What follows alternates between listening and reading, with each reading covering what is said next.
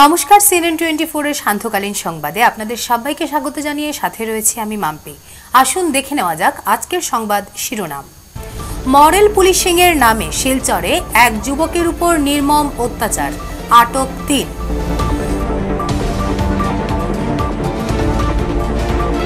দুদিনের বৃষ্টিপাতে গুয়াহাটিতে জমাজলে হাহাকার পরিস্থিতি। শিলশাকোতে মন্ত্রী জয়ন্ত মল্ল বড়ুয়ার উপস্থিতিতে উচ্ছেদ অভিযান।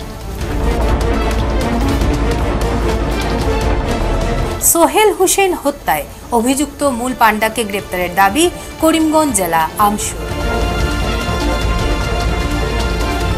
আগামী ২৩ মে থেকে শিলচর ডিএসএ ইনডোর হলে কৃপাময় স্মৃতি টিটি আসর শুরু হচ্ছে। এবারে সংবাদ বিস্তারিত। ঘটনাটি শিলচর শহরের দ্বিতীয় লিংক রোড। মোবাইল চুরির অভিযোগে এক যুবককে হাত পা বেঁধে প্রচন্ড মারপিট করা হয়। কেটে দেওয়া হলো তার মাথার চুল। খবর পেয়ে ঘটনাস্থলে উপস্থিত হয় রাঙ্গিরখাড়ির পুলিশ।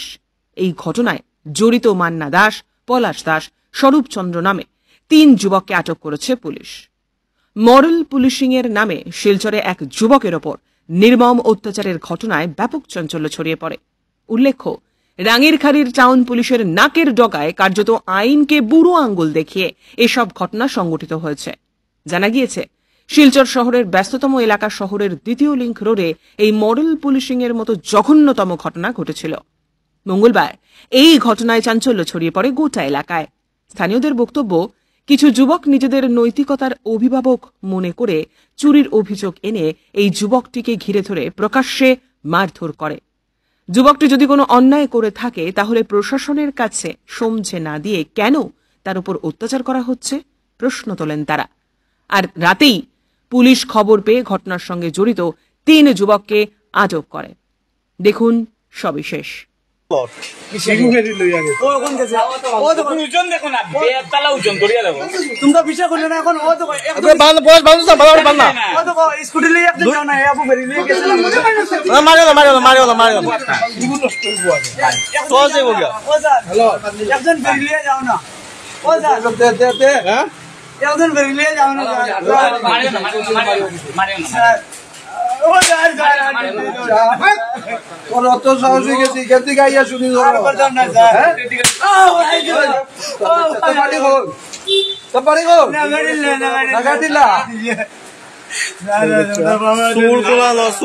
জায়গা পাস না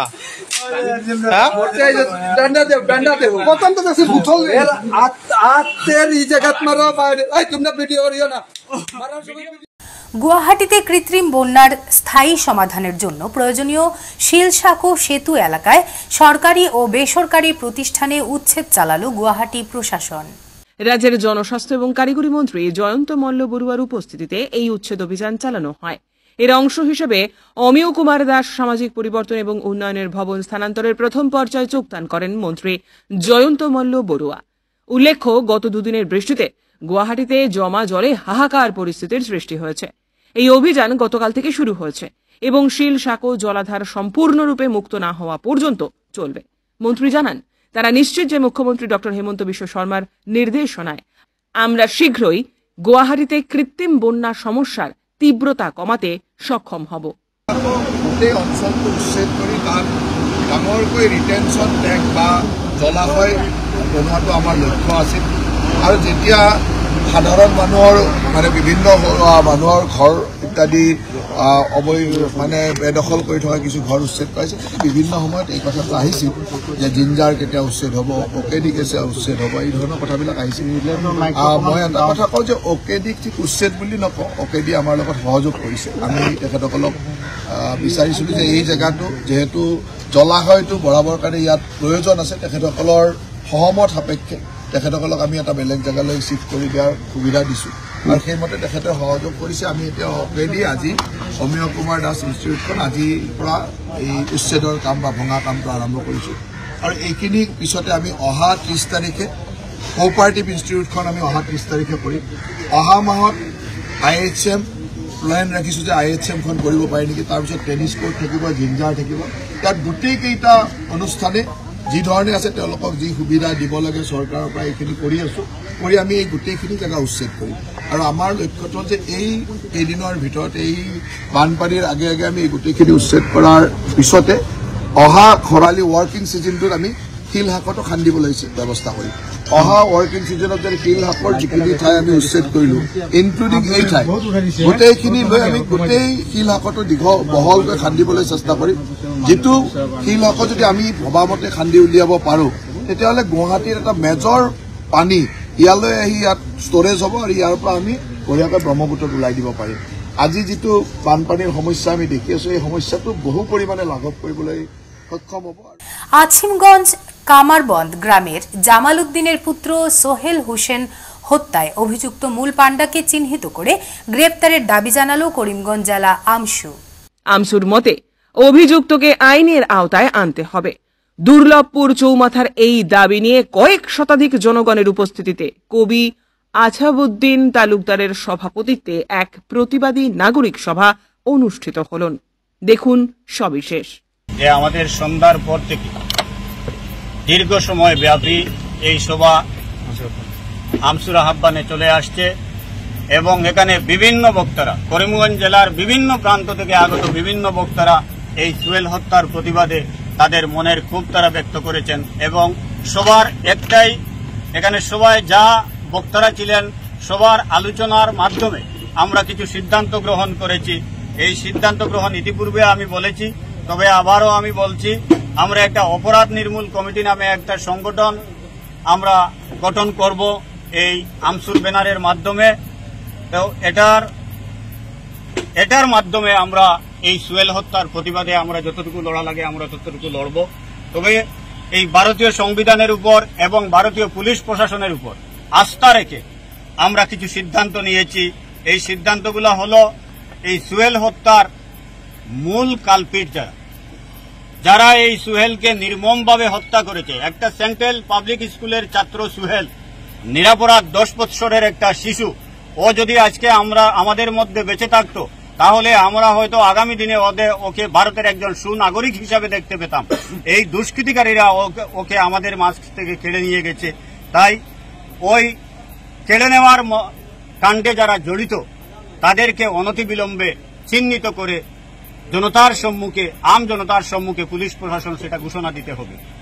দ্বিতীয়ত হল এই সোহেল হত্যাকাণ্ডে কিছুদিন আগে পাতারকান্দি পুলিশ প্রশাসন আমরা শুনতে পেরেছি 3 জনকে পাকড়াও করে নিয়ে গেছে। আজকের সভায় আমরা সিদ্ধান্ত নিয়েছি এই 3 জন যদি সত্যিকার অর্থে দোষী হয়ে থাকে, এই সোহেল ঘটনায় জড়িত হয়ে থাকে, তাহলে ওদেরকে আইনের মারপেচে দৃষ্টান্তমূলক শায়েস্তা দেওয়া হোক এবং পুলিশ প্রশাসন আম জনতার কাছে সেটা স্পষ্ট করতে হবে যে এরাই সোহেল হত্যাকাণ্ডে জড়িত। আর যদি এরা সোহেল হত্যাকাণ্ডে জড়িত না হয় তাহলে আজকের সভায় দীপ্ত কণ্ঠে আমরা সিদ্ধান্ত নিলাম যে ওদেরকে অনতিবিলম্বে ছেড়ে দিয়ে মূল আসামিদের পাকড়াও করে জনতার সামনে চিহ্নিত করে দিতে হবে এবং আইনের মারপেচে ওদেরকে দৃষ্টান্তমূলক শায়েস্তা দিতে হবে।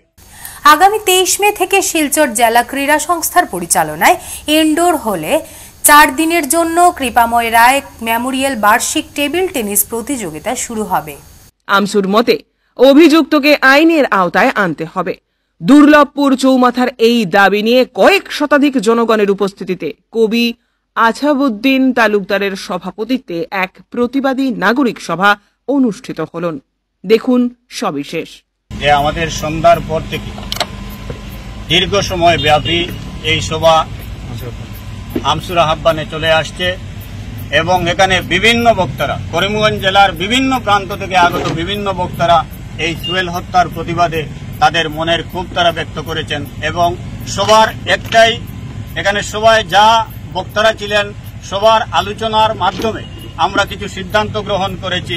এই সিদ্ধান্ত গ্রহণ ইতিপূর্বে আমি বলেছি, তবে আবারও আমি বলছি, আমরা একটা অপরাধ নির্মূল কমিটি নামে একটা সংগঠন আমরা গঠন করব এই আমসুর ব্যানারের মাধ্যমে। তো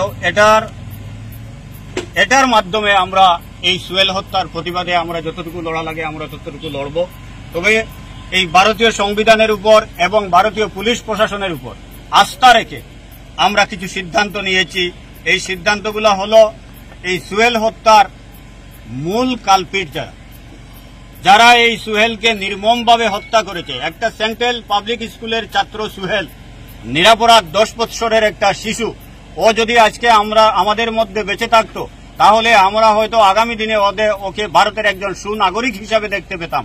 এই দুষ্কৃতিকারীরা ওকে আমাদের মাঝ থেকে কেড়ে নিয়ে গেছে। তাই ওই কেড়ে নেওয়ার কাণ্ডে যারা জড়িত তাদেরকে অনতিবিলম্বে চিহ্নিত করে জনতার সম্মুখে, আম জনতার সম্মুখে পুলিশ প্রশাসন সেটা ঘোষণা দিতে হবে।